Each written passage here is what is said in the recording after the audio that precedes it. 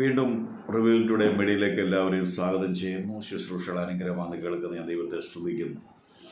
ഇന്നൊരു ചിന്ത ഇതാണ് നമ്മുടെ ജീവിതത്തെ മാറ്റിമറിക്കുന്നത്. നമ്മൾ സങ്കീർത്തനം 1 വായിക്കുമ്പോൾ അവിടെ എഴുതിയിരിക്കുന്നത് ദുഷ്ടന്മാരുടെ ആലോചന പ്രകാരം നടക്കാതെയും പാപികളുടെ വഴി നിൽക്കാതെയും പരിഹാസിയുടെ ഇരിപ്പിടത്തിൽ ഇരിക്കാതെയും.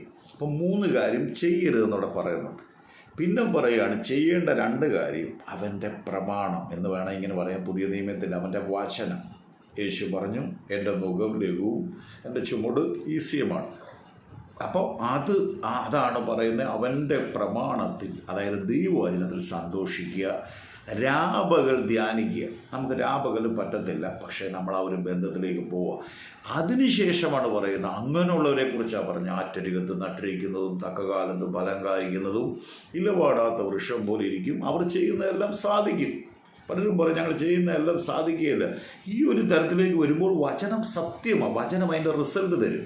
നിങ്ങളൊരു ഡോക്ടറെ കാണാൻ പോയാൽ ആ ഡോക്ടർ പറയുന്ന നിർദ്ദേശം കറക്റ്റായിട്ട് നിങ്ങൾ കഴിക്കേണ്ട മരുന്നിന് അളവുണ്ട്. രാവിലെ ഉച്ചയ്ക്കും വൈകിട്ടും കഴിക്കുന്ന ഒരു നേരം മൊത്തം കൂടെ കഴിക്കാനൊക്കത്തില്ല. അവർ പറയുന്ന വർജിക്കേണ്ട കാര്യങ്ങളുണ്ട്, ചെയ്യേണ്ട കാര്യങ്ങളുണ്ട്, ചെക്കപ്പ് കൃത്യമായിട്ട്.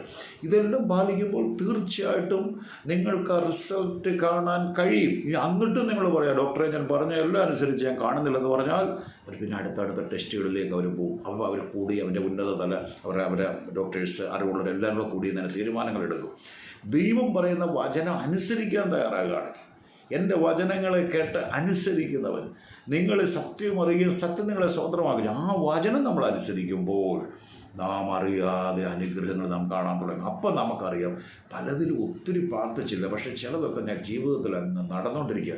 വേറെ ഒന്നുമല്ല, ദുഷ്ടന്മാരുടെ ആലോചന, അവിടെ വഴിയിൽ പരിഹാസയുടെ ഇരിപ്പിടം. ഇതാണ് വേർപാട് ദിവസം പറയുന്നത്. നമ്മുടെ പിതാക്കന്മാർ തെറ്റിദ്ധരിച്ച് വേർപാടെന്തോ ഇതാണ്. അത് നമ്മൾ ഒഴിവാക്കിക്കൊണ്ട് ദൈവരാജ്യത്തിൽ നമ്മളായിരുന്നുകൊണ്ട് വചനത്തിന് പ്രാധാന്യം കൊടുക്കുമ്പോൾ, ധ്യാനിക്കുമ്പോൾ അനുഗ്രഹങ്ങൾ നമ്മെ പിന്തുടരും. ഈ വചനത്താൽ ദൈവം നിങ്ങളെ അനുഗ്രഹിക്കട്ടെ. വീണ്ടും വീണ്ടും കാണുക. വേദപുസ്തകത്തിൽ എന്തെഴുതിയിട്ടുണ്ടോ അത് നിങ്ങൾ അനുസരിക്കാൻ തയ്യാറാകുമ്പോൾ വിടുതലുകളും സൗഖ്യങ്ങളും നിങ്ങളുടെ ജീവിതത്തിൽ നിങ്ങളെങ്ങും ഓടിപ്പോകേണ്ട. ഈ വചനം നിങ്ങളെ സ്വതന്ത്രമാക്കും. ആമേൻ.